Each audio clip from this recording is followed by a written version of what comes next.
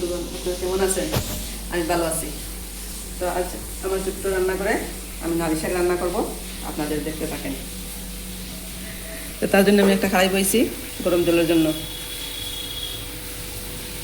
জল ফুটে দেখুন, সাদা জলটা ফুটে, এবং তার মধ্যে আমি একটু হলুদ গুঁড়া দিলাম। আর কিছু দিতাম না, শুধু হলুদ গুঁড়া।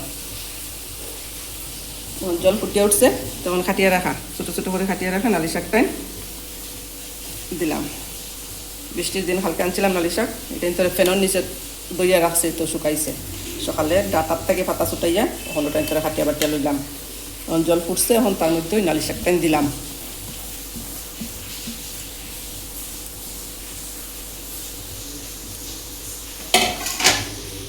শাকের মধ্যে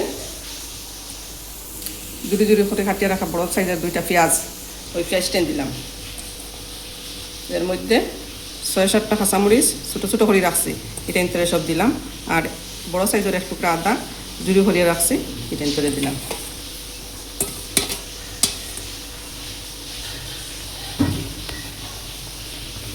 তার মধ্যে কাঁচা মাছ, ছোটো ছোটো মাছ, মাছটা ইন্তর নাম হইল সেলাবাইয়া।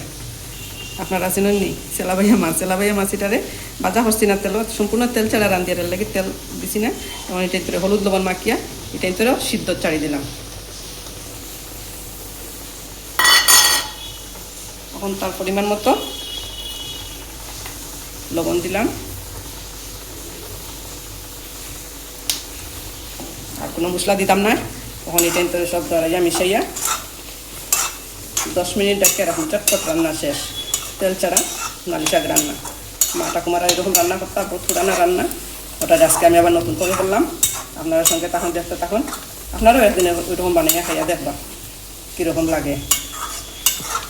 ভিডিওটা আপনারা দেখবা, যদি ভালো লাগে তো লাইক করবা, শেয়ার করবা, সাবস্ক্রাইব করবা।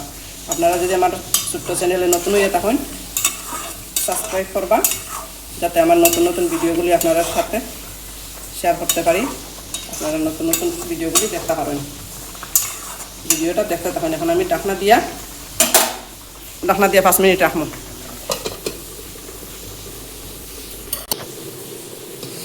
5 মিনিট পরে আমি এখন ঢাকনা সরাইয়া দেখি কীরকম হয়েছে। জলটা ফুটে সিদ্ধ হয়ে যায়, সুন্দর হইয়া সবটা মিশে গেছে। এখন কথায় আছে না, চৈত্র মাসে চলি তার বৈশাখে নালি পাতা। বৈশাখ মাসে একদিন হইল নালি শাক খাওয়া লাগে। আপনারাও খাইয়া দেখবা ওইরকম বানাইয়া। আবার ডাকিয়ে রাখি আরও 5 মিনিট। ঢাকনাটা সরিয়ে দেখি এরকম হয়েছে। আমার রান্নাটা শেষ। যখন জলটা শুকাই গেছে, মাখা হয়ে গেছে, সব পেঁয়াজ রসুন মাছ সব সিদ্ধ হয়ে গেছে। ওই দেখুন সব পেঁয়াজ রসুন মাছ আদা কাঁচামরিচ সবও সিদ্ধ হয়ে গেছে, সুন্দর মাখা হয়েছে। তখন আমি নামাই নিব। আপনারা ওইরকম বানাইয়া দেখবা। একটু পেঁয়াজ রসুন বেশি লাগে, কারণ তেল লাগে না, কিন্তু পেঁয়াজ আদা কাঁচামরিচ একটু বেশি লাগে। বেশি পরিমাণে দিয়ে আপনারা বানাইবা, একবার বানাইয়া দেখবা। এখন আমার রান্নাটা শেষ, আমি চুলাটা অফ করে দিলাম। অন্য একটা বাটির মধ্যে রাখিয়া পরিবেশনের লাগি রেডি করলাম। আপনারা পরিবেশনের লাগি রেডি, আমি একটা বাটির মধ্যে রাখছি, দেখুন আপনারা।